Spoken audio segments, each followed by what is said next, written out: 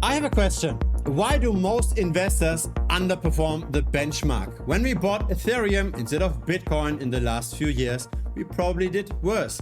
If we actively trade stocks, we probably also did worse compared to just buying and holding the S&P 500. Why is it so hard to beat the market? I think fundamentally this all boils down towards a deep human desire to be part of the group. If now everybody invests into AI stocks, then we are also looking for AI stocks to buy. If everybody gets into crypto, we also think, should we maybe trade the altcoins? Now this is potentially where Ethereum is now the opportunity. It's the contrarian play. Contrarian investors tend to make higher returns. When something is the trendy asset, that trend can turn around once the market is saturated. Ethereum is very far away from being trendy.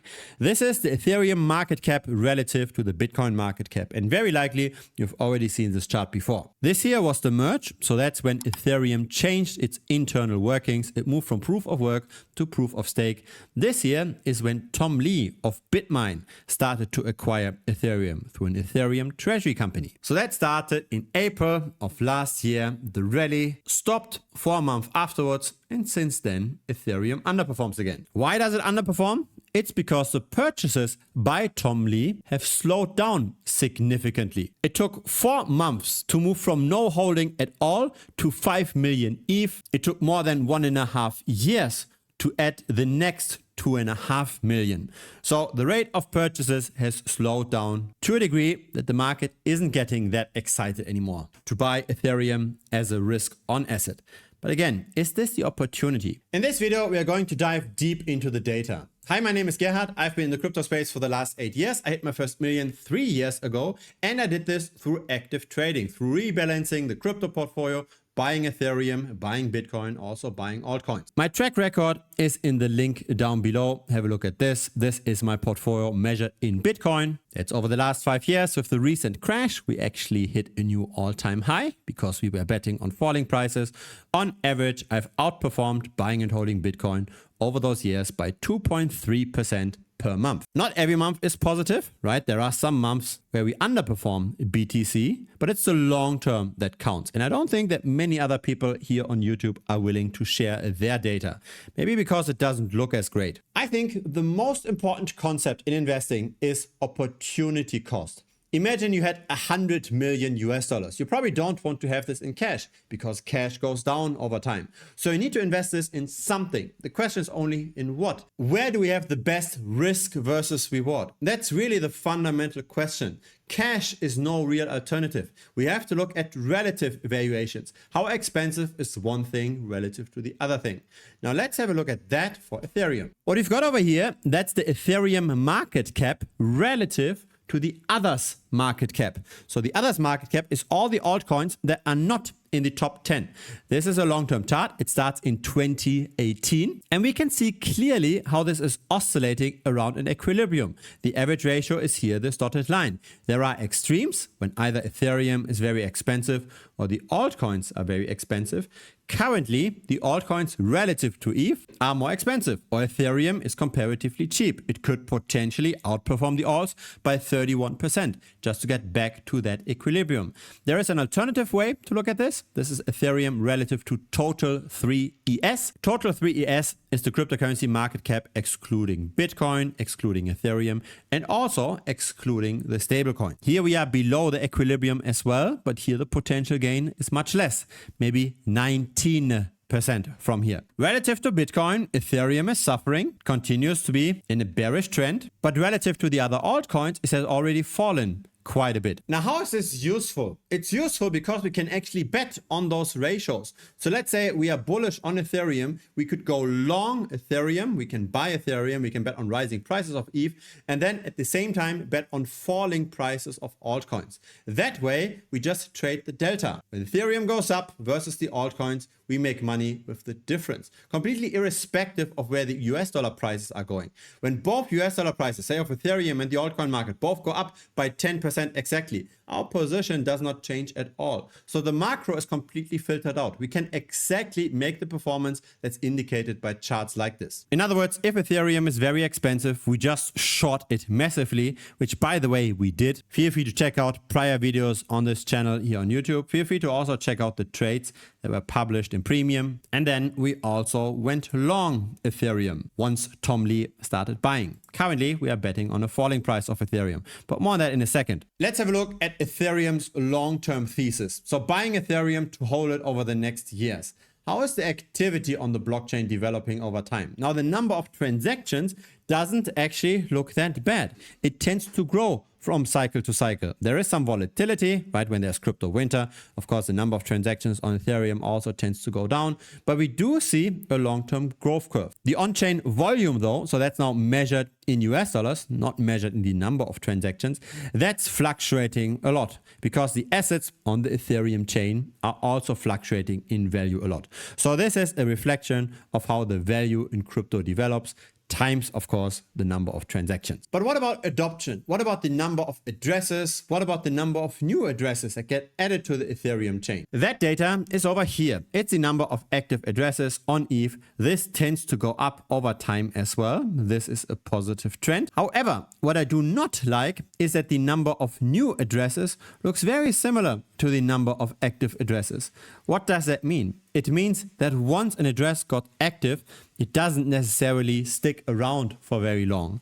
When those two charts look so similar, it means that people enter the ecosystem and then tend to churn away again. And that's fascinating because it's actually becoming cheaper and cheaper to use Ethereum over time. We did have our bottlenecks. So during the 2018 ICO boom, and then especially during 2022 when the NFT market boomed. But since then, we moved to proof of stake and we had various other improvements. And now the transaction fees on Ethereum are very much manageable. Still, Ethereum as a product isn't necessarily that sticky. Now again, we want to look at Ethereum through the lens of opportunity cost. So we've already got our portfolio, we've got our crypto allocation, say 10% of our net worth, we've got some Bitcoin. The question is, what do we do with the rest? Do we own Ethereum or Solana or XRP? How does Ethereum stand relative to those assets? Have a look at this chart. This is Ethereum relative to BNB. Those lines are not new. I've drawn them in a video a long time ago. Ethereum tends to underperform BNB long term. It's not yet at the lower end of the trading range, but does it make sense to buy Ethereum over BNB to hope for this temporary rally just to then subsequently turn around again? Time is clearly not on our side when we invest in Ethereum over BNB. That being said, if ETH was to underperform BNB by another 23% roughly, we might have the opportunity for a short-term trade, at least until we hit the center of that trading range. And again, we can trade exactly that chart. We go long ETH and short BNB at the same time with the same US dollar amount. Then our portfolio line will look exactly like this chart. Or we can turn this around, right? We can just wait for an entry opportunity to buy BNB and then potentially short ETH. But for that, we need to see quite a bit of a correction first. So is Ethereum the best smart contract platform to bet on given that chart? I'm not so certain. Here is Ethereum relative to XRP long term. The trend isn't necessarily that clear. It does seem like Ethereum is slightly outperforming XRP right now. But that's rather a sign to be bearish on XRP, not so much being bullish on ETH. Here we've got Ethereum relative to Solana. It tends to underperform.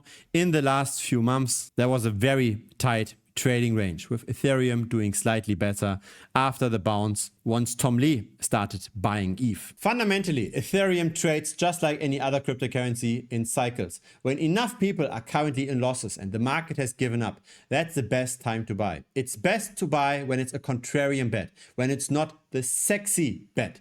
Now have a look at this. This is Ethereum supply and profit. How much percent of ETH sees currently green in their portfolio? When we hit a new all-time high in Ethereum, then this is at 100%. When we don't, then this goes down. And historically, we tended to see a turnaround at 25% of the addresses being in profit. and 75% being in loss. Now we're currently at 37%. Yes, there were times when we turned around at exactly that level, but it's not a clear buy right now. Here is the Ethereum dominance, and those bottoms that we see in the percent being a profit also aligns with the bottoms over here. Now, isn't that interesting? It's almost obvious where Ethereum might bottom again after a loss of roughly 23% relative to the rest of the crypto space. And I think that's mainly relative to Bitcoin, not necessarily relative to the altcoins. Because again, ETH has already sold quite a bit relative to the alts. It could fall further, but relative to Bitcoin, the trend tends to be much cleaner. And so here's how I think about support levels like this. I think that the Ethereum dominance chart is one of the main charts that Ethereum investors look at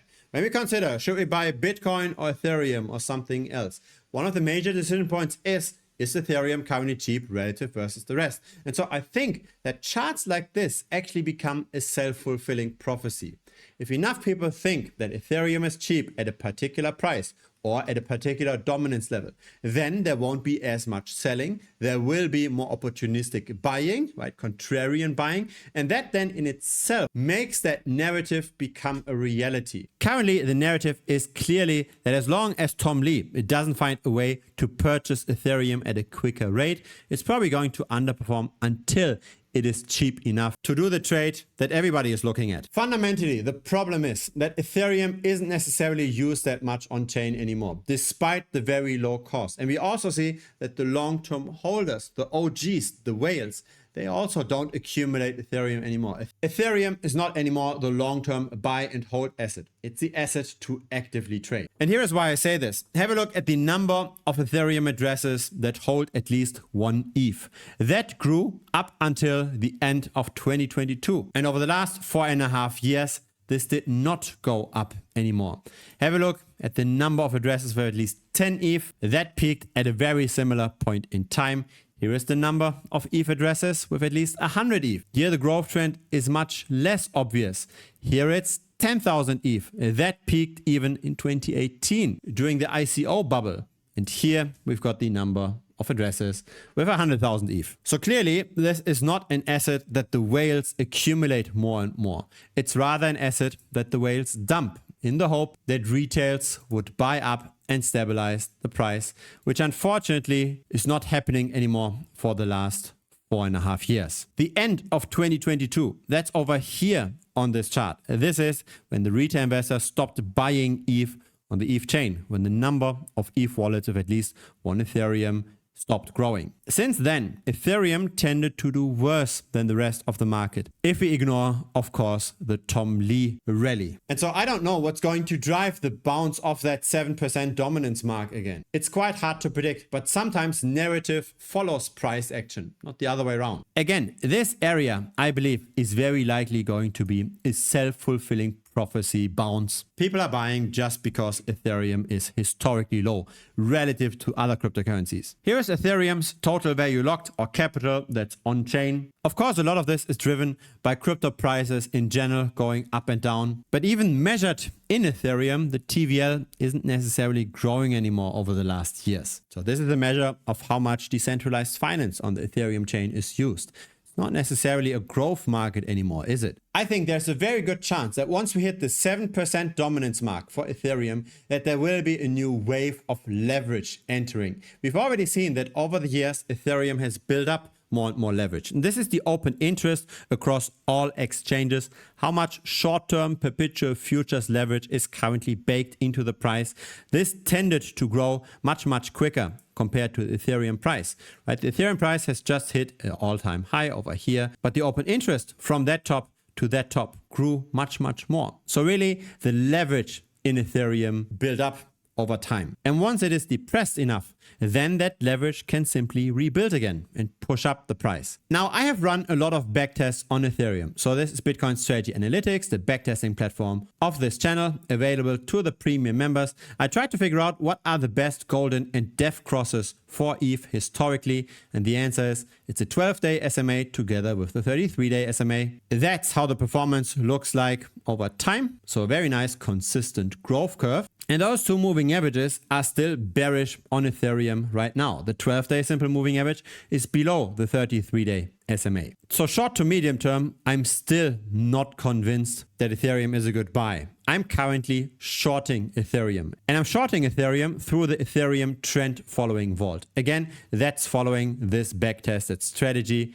Historically, the backtest implies an outperformance over buying and holding Ethereum of more than 200% per annum. We launched the vault at the beginning of the year. Annualized, we are already way above that. But again, this is just half a year of data. But have a look at this, right? This is the Ethereum price. This is our trend follower where we use those golden and death crosses measured in ETH. Since we gained 35% while Ethereum lost 50%, we have increased our ETH stack by 162% already. That's annualized more than 1,000%. This will of course go down over time.